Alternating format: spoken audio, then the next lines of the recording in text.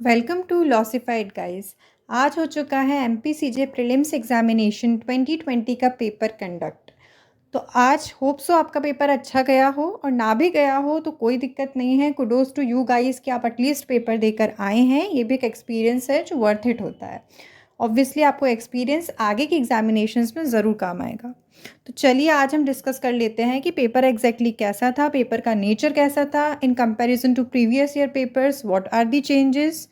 तो चलिए शुरू करते हैं आज का एनालिसिस। लेकिन उससे पहले एक बहुत इम्पॉर्टेंट बात यह है गाइस कि अगर आप जुडिशरी प्रिपरेशन के लिए सीरियस हैं और आपने अभी तक इनरोल नहीं किया है अनअकैडमी पे, तो जल्दी से जाके इनरोल कीजिए एंड यूज़ कीजिए कोड लॉसिफाइड फॉर फ्लैट 10% डिस्काउंट। इसके अलावा देखिए बहुत सारे कोर्सेज हैं, सभी पर डिस्काउंट अभी अवेलेबल है, तो जल्दी से इनरोल कीजिए।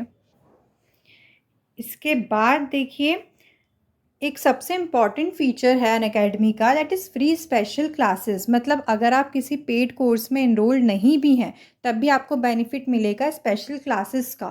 और सिर्फ एक स्पेशल क्लासेस नहीं, दिन भर में बहुत सारी स्पेशल क्लासेस होती हैं, बहुत सारे एजुकेटर्स के द्वारा, टीचर्स के द्वारा, और सारे मेजर सब्जेक्ट्स पर होती है, हर टाइप के सब्जेक्ट्स पर होगी। तो इसका बेनिफिट अगर आप नहीं ले रहे हैं तो यू आर इन लॉस। जल्दी से जाके सब्सक्राइब कीजिए अनअकैडमी, इनरोल कीजिए ऐप पर और ये स्पेशल क्लासेस लीजिए, क्योंकि इसके बहुत सारे फीचर्स हैं। लाइक आपका इंटरैक्टिव सेशन होता है। इसके अलावा आप हैंड रेज कर सकते हैं in case of any doubt. तो आपको जो भी डाउट है वो आपके मेंटोर आपको क्लियर कर देंगे। साथ में आप लेक्चर नोट ले सकते हैं और लाइव क्लासेस आप कहीं से भी कभी भी देख सकते हैं अपनी डिवाइस पर ईजीली। तो और प्लस सब्सक्रिप्शन के तो देखिए बहुत बेनिफिट्स हैं ही। इसके अलावा यहाँ पर देखिए आपकी एसिलरेट 4.0 सीरीज़ भी चल रही है, जिसमें आपको क्या होता है ना, करंट अफेयर्स मिलते हैं वीकली, साथ ही फ्री मॉक टेस्ट मिलते हैं।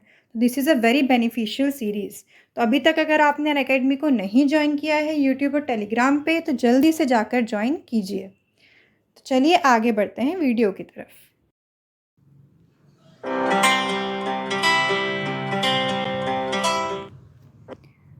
चलिए डिस्कस कर लेते हैं पहले लॉ के बारे में।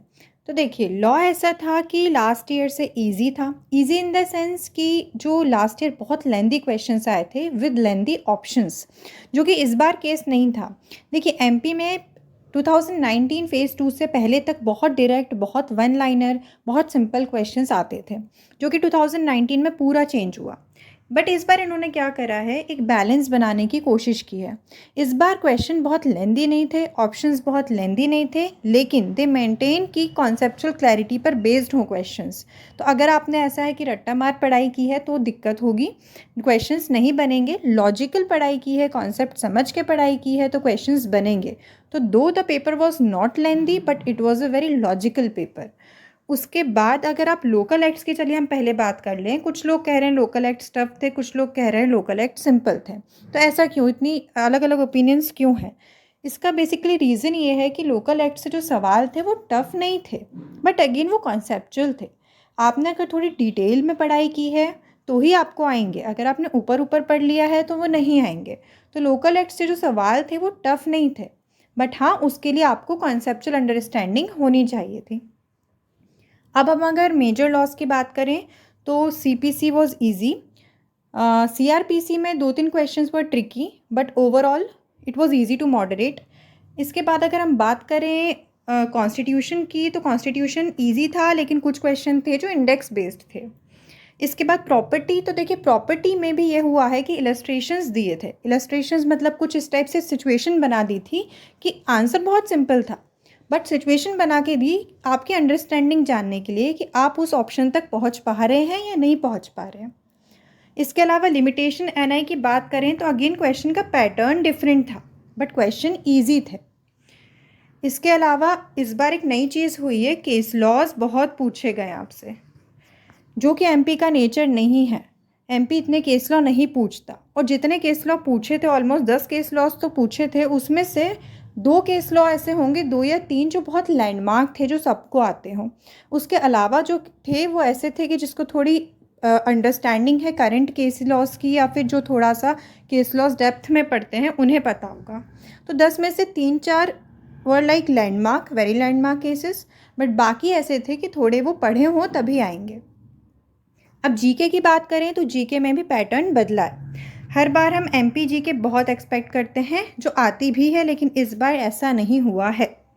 एमपी जीके के 4 से 5 सवाल थे, उसके अलावा स्टैटिक और करंट था।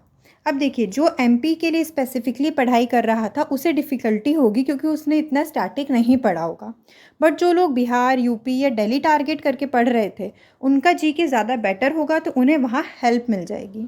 बट देखिए, जो जीके ने पैटर्न बदला वो कंप्यूटर और इंग्लिश ने कंपेंसेट कर दिया, क्योंकि लास्ट ईयर कंप्यूटर और इंग्लिश अपने प्रीवियस ईयर पैटर्न से अलग थे, टफ थे।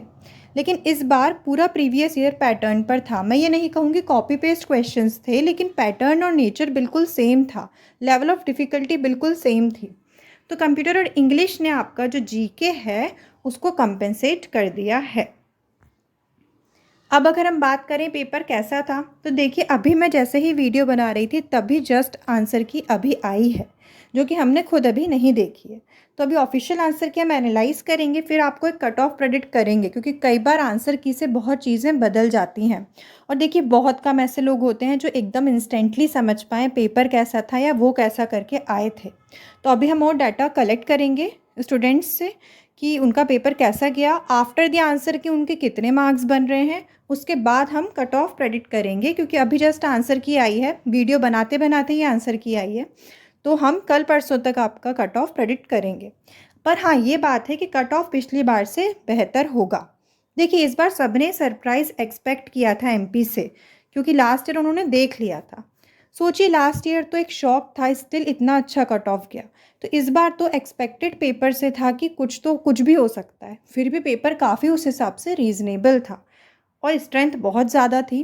कट ऑफ लास्ट ईयर से ज़्यादा होगा, ये बात तय है। और कितना होगा वो हम आपको जल्दी प्रेडिक्ट करेंगे according to the official answer की।